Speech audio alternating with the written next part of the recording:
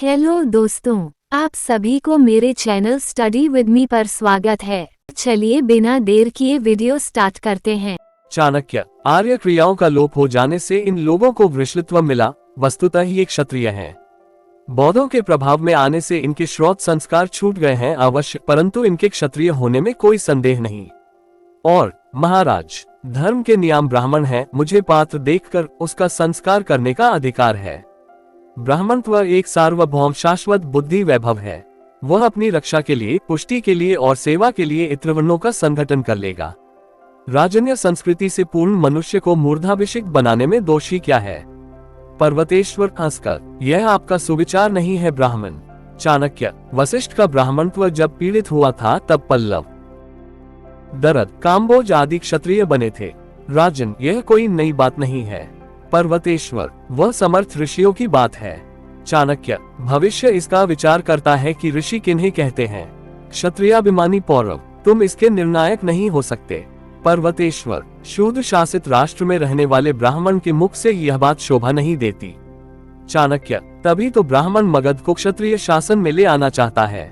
पौरव, जिसके लिए कहा गया है कि क्षत्रिय के शस्त्र धारण करने पर आर्तवानी नहीं सुनाई पड़नी चाहिए, मौर्य चंद्रगुप्त वैसा ही क्षत्रिय प्रमाणित होगा। पर्वतेश्वर। कल्पना है। चाणक्य। प्रत्यक्ष होगा।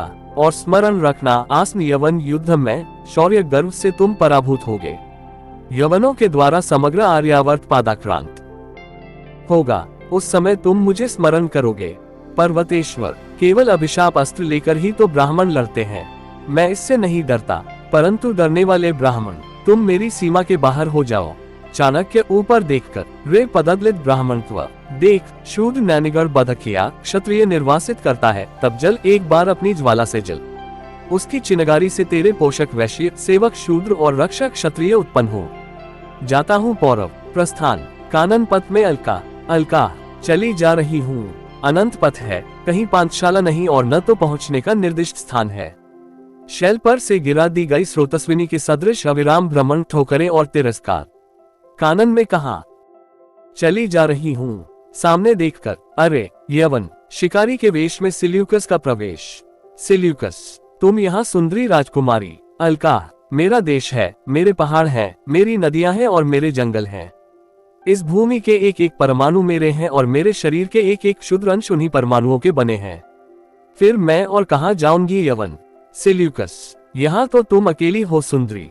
अलका, सो तो ठीक है। दूसरी ओर देखकर सहसा, परंतु देखो वह सिंह आ रहा है। सिल्यूकस उधर देखता है, अलका दूसरी ओर निकल जाती है। सिल्यूकस निकल गई, दूसरी ओर जाता है। चाणक्य और चंद्रगुप्त का प्रवेश। चाणक्य। वत्स, तुम बहुत थक गए होगे। चंद्रगुप्त। आर्य, नसों ने अपने बंधन ढीले कर दिए हैं, शरीर अवसन हो रहा है, प्यास भी लगी है। चाणक्य। और कुछ दूर न चल सकोगे? चंद्रगुप्त। जैसी आज्ञा हो। चाणक्य। पास ही सिंधु लहराता होगा, उसके तट पर ही विश्राम करना ठीक होगा। चंद्रगुप्त चलने के लिए पैर बढ़ाता है, फिर बैठ जाता है। चाणक्य उसे पकड़कर, सावधान चंद्रगुप्त। चंद्रगुप्त। आर्य, प्यास से कंठ सूख रहा है, चक्कर आ रहा है। चाणक्य। तुम विश्राम करो, मैं अभी जल लेकर आता हूँ। प्रस्थान। चंद्रगुप्त पसीने से तर लेट जाता है। एक व्याघ्र समीप आता दिखाई पड़ता है। सिल्यूकस प्रवेश करके धनुष संभाल कर तीर चलाता है। व्याघ्र मरता है। सिल्यूकस की चंद्रगुप्त को चैतन्य करने की चेष्टा। चाणक्य का जल लिए आना। सिल्यूकस। थोड़ा जल, इस सत्वपूर्ण पथिक की रक्षा करने के लिए थोड़ा जल चाहिए। चाणक्य जल के छींटे देकर, आप कौन है? चंद्रगुप्त स्वस्थ होता है।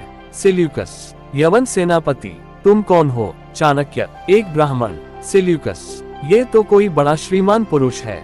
ब्राह्मण। तुम इसके साथी हो? चाणक्य। हाँ, मैं इस राजकुमार का गुरु हूँ, शिक्षक हूँ।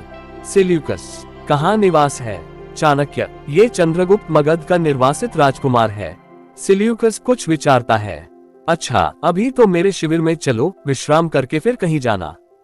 चंद्रगुप्त। ये सिंह कैसे मरा? ओह, प्यास से मैं हतचेत हो गया था। आपने मेरे प्राणों की रक्षा की, मैं कृतज्ञ हूँ। आज्ञा दीजिए, हम लोग फिर उपस्थित होंगे, निश्चय जानिए।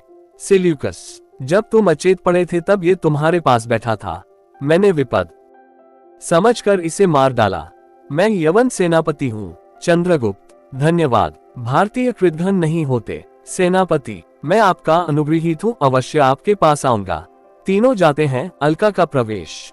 अलका, आर्य, चाणक्य और चंद्रगुप्त ये भी यवनों के साथी। जब आंधी और करका वृष्टि, अवर्षण और दावाग्नि का प्रकोप हो, तब देश की हरी भरी खेती का रक्षक कौन है? शून्य व्योम प्रश्न को बिना उत्तर दिए लौटा देता है। ऐसे लोग भी आक्रमणकारियों के चंगुल में फंस रहे हों, तब रक्षा की क्या आशा? झेलम के पार सेना उतरना चाहती है। उन्मत्त पर्वतेश्वर अपने विचारों में मग्न है। गांधार छोड़कर चलूं नहीं, एक बार महात्मा दानध्यान को नमस्कार कर लूं, उस शांति संदेश से कुछ प्रसाद लेकर तब अन्यत्र जाऊंगी। जाती है। सिंधु तट पर दानध्यान का आश्रम। दानध्यान। पवन एक क्षण विश्राम नहीं लेता। सिंधु की जलधारा बही जा रही है। बादलों के नीचे पक्षियों का झुंड उड़ा जा रहा है।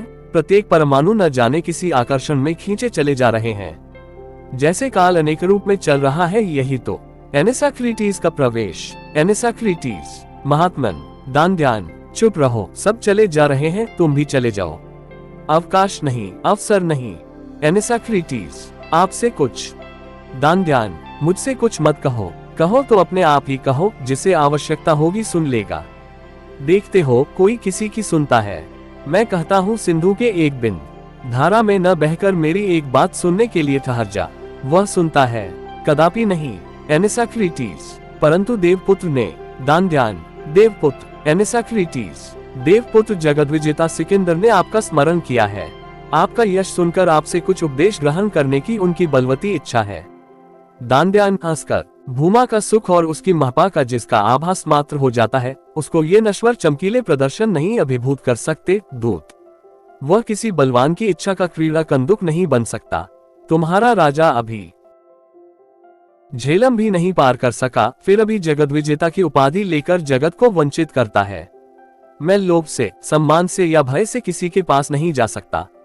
एनेसाक्रीटीज, महात्मन, क्यों? यदि न जाने पर देवपुत्र दंड दे। दानध्यान, मेरी आवश्यकताएं परमात्मा की विभूति प्रकृति पूरी करती है। उसके रहते दूसरों का शासन कैसा? समस्त आलोक, चैतन्य और प्राण शक्ति प्रभु की दी हुई है। मृत्यु के द्वारा वही इसको लौटा लेता है। जिस वस्तु को मनुष्य दे नहीं सकता, उसे ले लेने की स्पर्धा से बढ़कर दूसरा दंभ नहीं। मैं फल मूल खाकर अंजलि से जलपान कर तृण शय्या पर आंख बंद किए सोए रहता हूँ। ना मुझसे किसी को डर है और न मुझको डरने का कारण है। तुम ही यदि हठात मुझे ले जाना चाहो तो केवल मेरे शरीर को ले जा सकते हो। मेरी स्वतंत्र आत्मा पर तुम्हारे देवपुत्र का भी अधिकार नहीं हो सकता। एनेसाक्रीटीज, बड़े निर्भीत को ब्राह्मण, जाता हूँ, यही कह दूंगा। प्रस्थान। एक ओर से अलका, दूसरी ओर से चाणक्य और चंद्रगुप्त का प्रवेश। सब वंदना करके सविनय बैठते हैं। अलका, देव, मैं गांधार छोड़कर जा रही हूँ। दानध्यान, क्यों अलके? तुम गांधार की लक्ष्मी हो, ऐसा क्यों? अलका, ऋषि, यवनों के हाथ स्वाधीनता बेचकर उनके दान से जीने की शक्ति मुझ में नहीं। दानध्यान, तुम उपरापत की लक्ष्मी हो, तुम अपना प्राण बचाकर कहाँ जाओगी? कुछ विचार कर। अच्छा जाओ देवी, तुम्हारी आवश्यकता है। मंगलमय विभु अनेक अमंगलों में कौन कौन कल्याण छिपाए रहता है, हम सब उसे नहीं समझ सकते, परंतु जब तुम्हारी इच्छा हो निस्संकोच चली आना। अलका, देव, हृदय में संदेह है। दानध्यान, क्या अलका? अलका, ये दोनों महाशय जो आपके सम्मुख बैठे हैं, जिन पर पहले मेरा पूर्ण विश्वास था, वे ही अब यवनों के अनुगत क्यों होना चाहते हैं? दानध्यान चाणक्य की ओर देखता है और चाणक्य कुछ विचारने लगता है।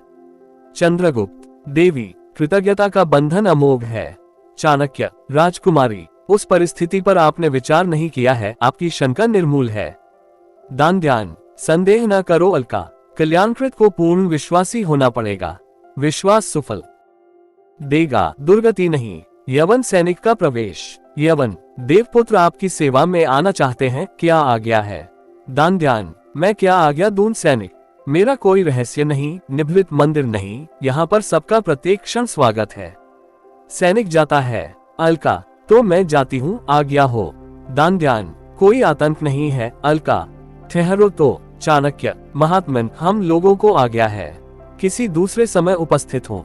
दानध्यान, चाणक्य, तुमको तो कुछ दिनों तक इस स्थान पर रहना होगा, क्योंकि सब विद्या के आचार्य होने पर भी तुम्हें उसका फल नहीं मिला, उद्वेग नहीं मिटा। अभी तक तुम्हारे हृदय में हलचल मची है, यह अवस्था संतोषजनक नहीं।